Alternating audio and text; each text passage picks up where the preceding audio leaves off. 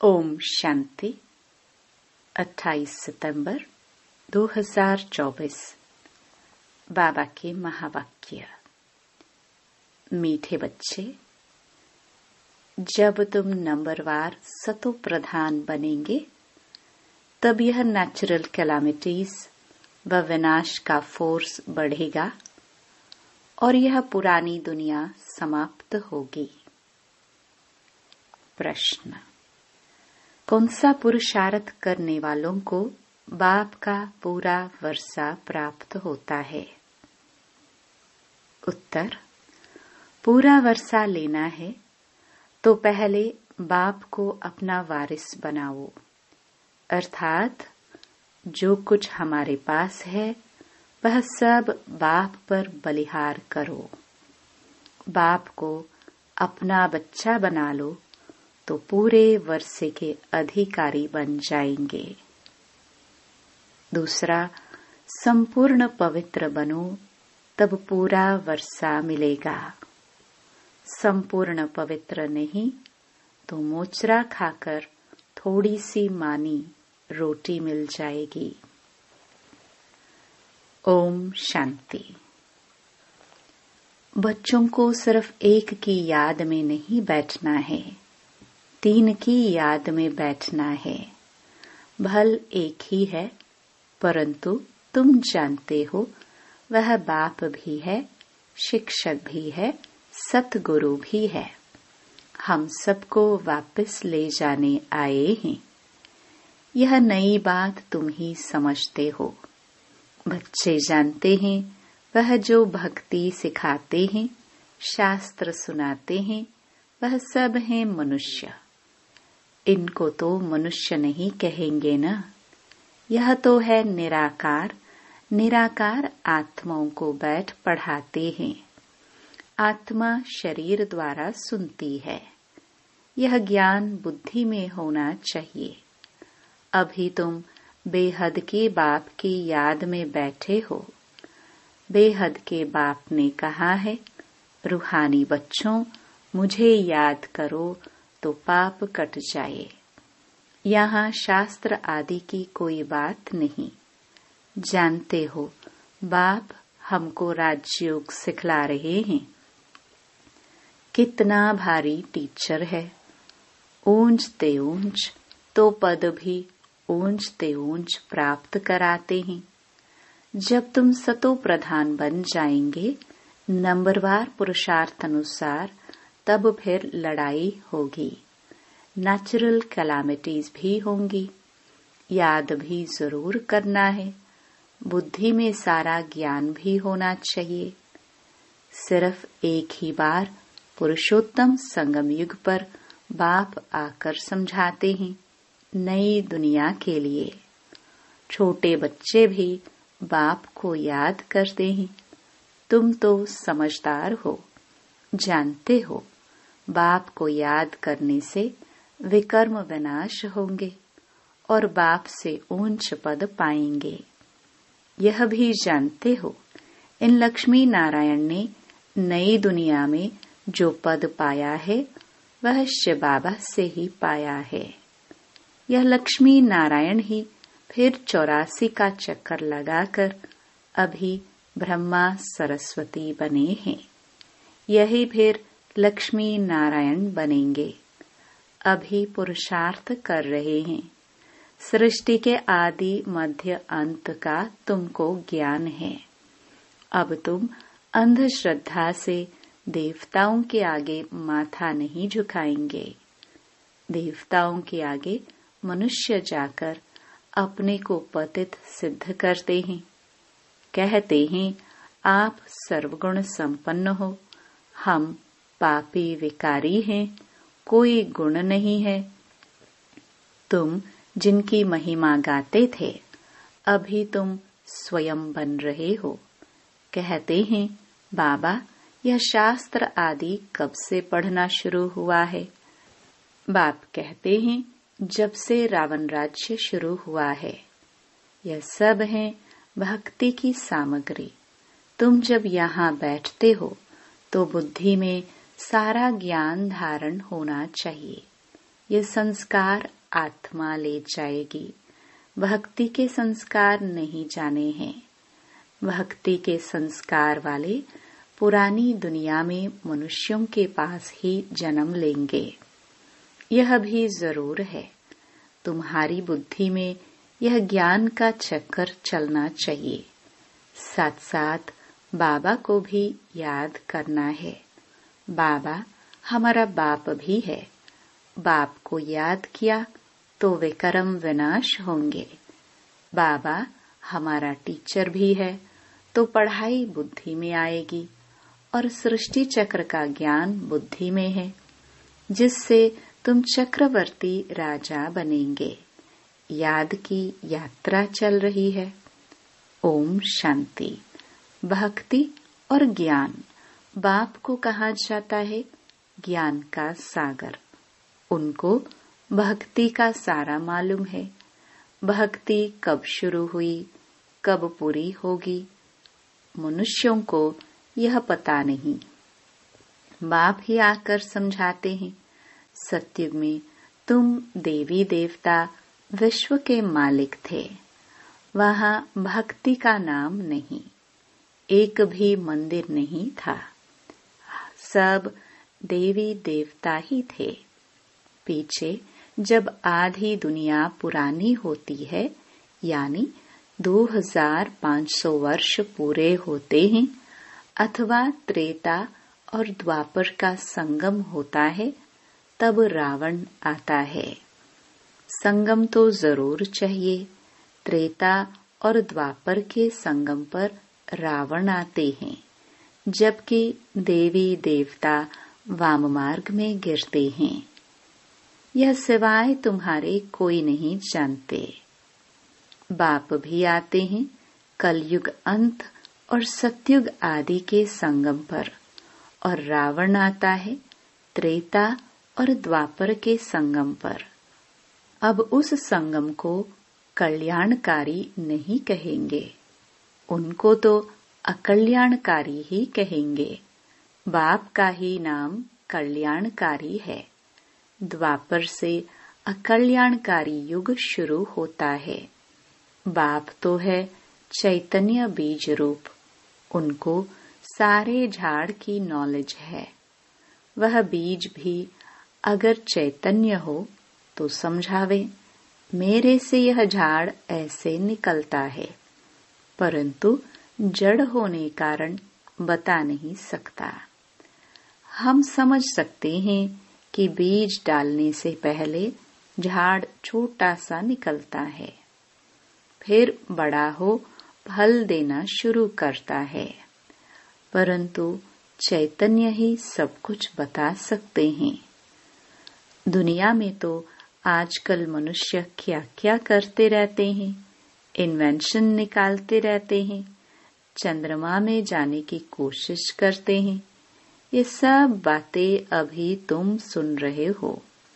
चंद्रमा तरफ कितना ऊंचा लाखों माइल्स तक चले जाते हैं, जांच करने के लिए कि देखे चंद्रमा क्या चीज है। समुद्र में कितना दूर तक जाते हैं, जांच करते हैं, परंतु अंत पा नहीं सकते। पानी ही पानी है। एरोप्लेन में ऊपर जाते हैं, उन्हों को पेट्रोल इतना डालना है जो फिर वापस भी आ सके। आकाश बेहद है ना, सागर भी बेहद है। जैसे यह बेहद का ज्ञान सागर है, वह है पानी का बेहद का सागर। आकाश तत्व भी बेहद है, धरती भी बेहद है। चलते जाओ, सागर के नीचे फिर धरती है। पहाड़ी किस पर खड़ी है? धरती पर। फिर धरती को खोदते हैं तो पहाड़ निकल आता, उसके नीचे फिर पानी भी निकल आता है। सागर भी धरनी पर है, उसका कोई अंत नहीं पा सकते हैं कि कहाँ तक पानी है, कहाँ तक धरती है। परमपिता परमात्मा जो बेहद का बाप है, उनके लिए बेअंत नहीं कहेंगे।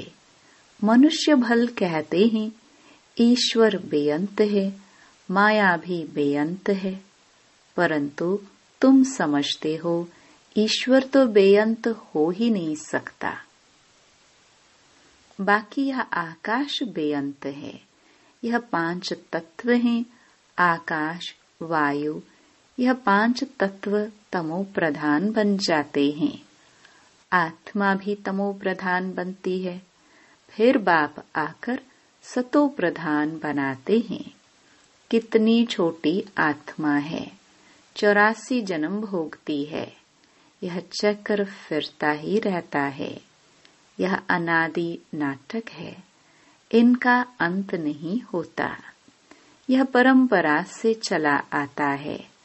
कब से शुरू हुआ यह कहे तो फिर अंत भी हो। बाकी यह बात समझानी है, कब से नई दुनिया शुरू होती है, फिर पुरानी होती है। यह 5000 वर्ष का चक्र है जो फिरता ही रहता है। अभी तुम जानते हो, बाकी उन्होंने तो धुक्का गपोड़ा लगा दिया है। शास्त्रों में लिखा है कि सत्युग की आयु इतने लाखों वर्ष है, तो मनुष्य सुनते सुनते उनको ही सच समझ लेते हैं। यह पता नहीं पड़ता भगवान कब आकर अपना परिचय देंगे। न जानने के कारण कह देते हैं कलयुग की आयु 40,000 वर्ष अभी पड़ी है। जब तक तुम न समझाओ, अभी तुम निमित्त हो समझाने के लिए कि कल्प 5000 वर्ष का है, न कि लाखों वर्ष का है। भक्ति मार्ग की कितनी सामग्री है। मनुष्यों को पैसा होता है तो फिर खर्चा करते हैं। बाप कहते हैं मैं तुमको कितने पैसे देकर जाता हूँ।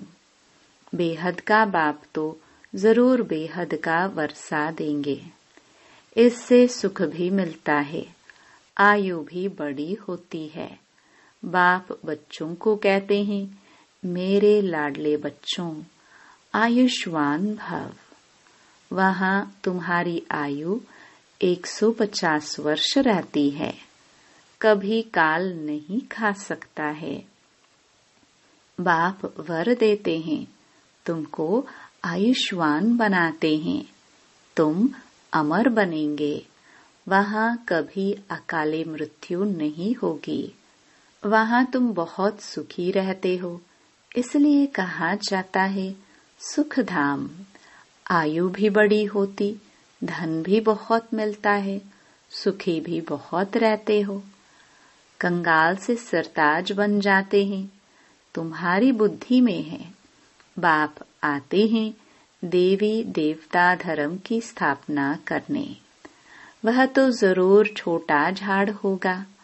वहाँ है ही एक धर्म, एक राज्य, एक भाषा। उसको ही कहा जाता है विश्व में शांति। सारे विश्व में हम ही पाटधारी हैं। यह दुनिया नहीं जानती। अगर जानती हो तो बताए कब से हम पाट बजाते आए हैं। अभी तुम बच्चों को बाप समझा रहे हैं। गीत में भी है ना, बाबा से जो मिलता है सो और कोई से नहीं मिलता। सारी पृथ्वी, आसमान, सारी विश्व की राजधानी दे देते हैं। यह लक्ष्मी नारायण विश्व के मालिक थे। फिर बाद में जो राजाएं आदि होते हैं वह भारत के थे। गायन भी है जो बाबा देते हैं, वह और कोई दे न सके।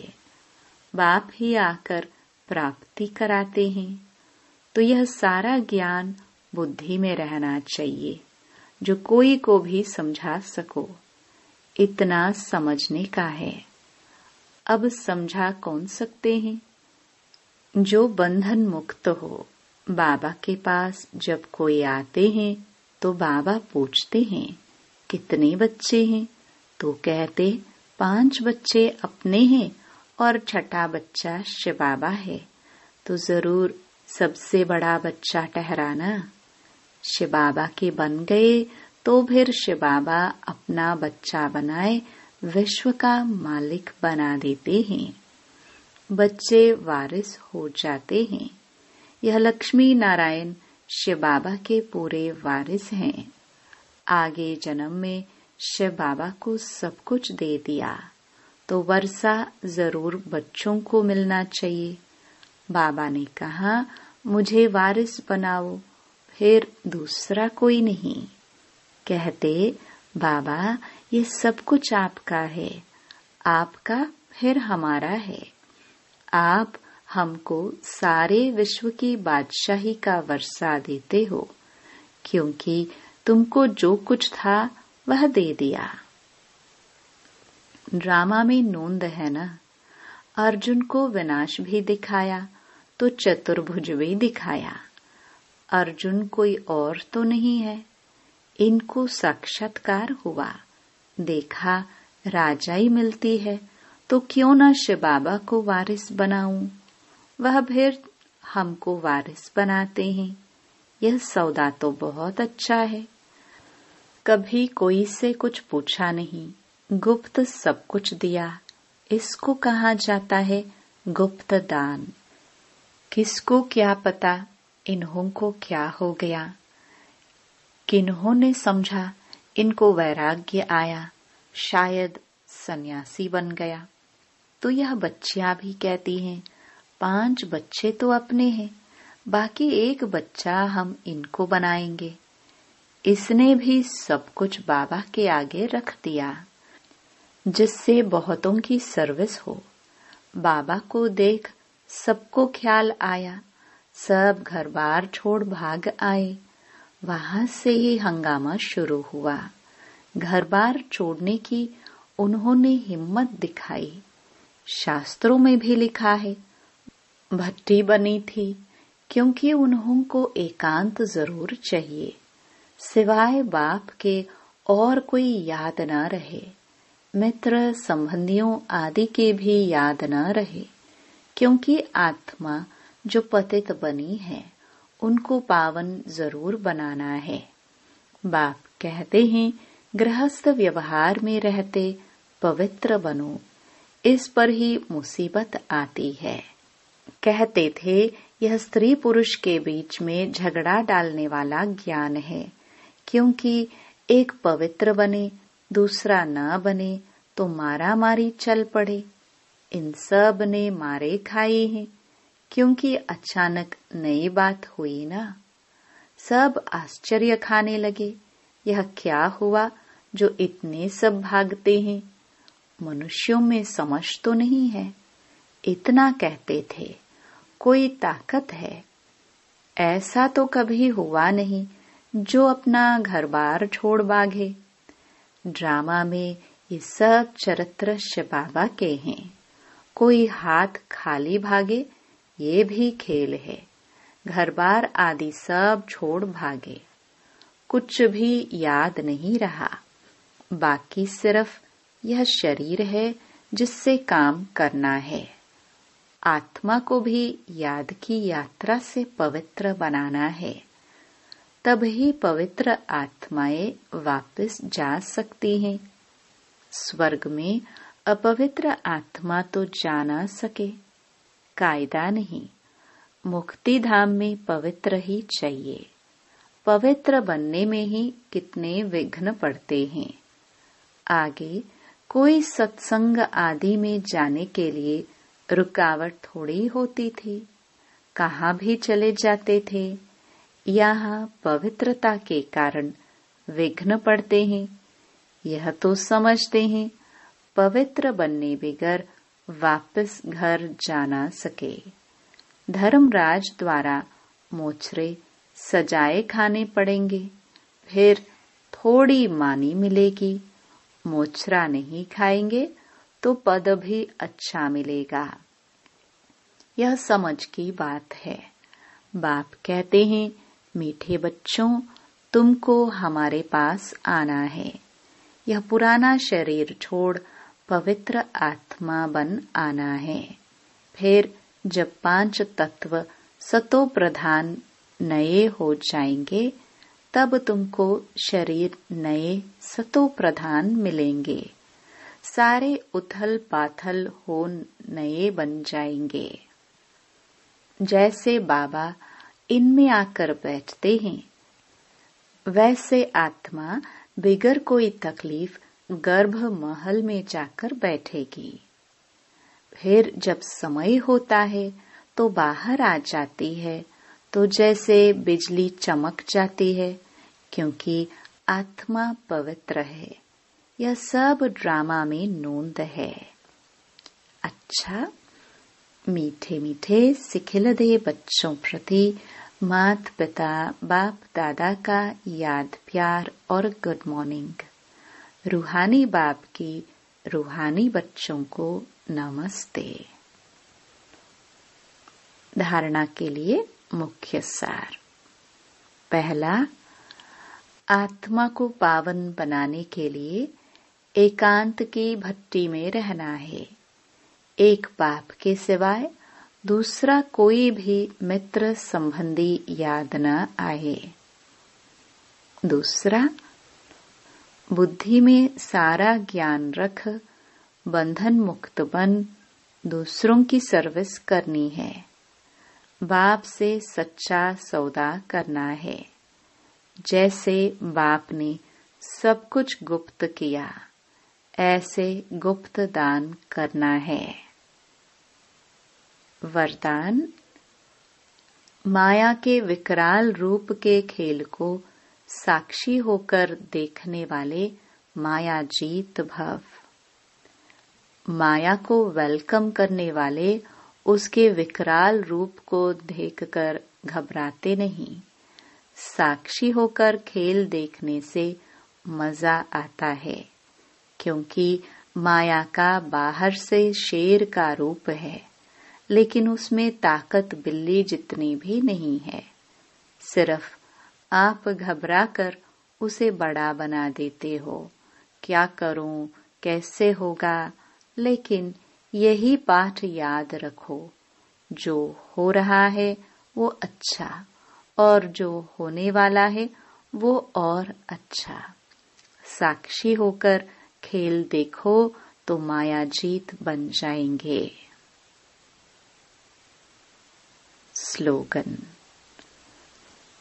जो सहनशील हैं वह किसी के भाव स्वभाव में जलते नहीं।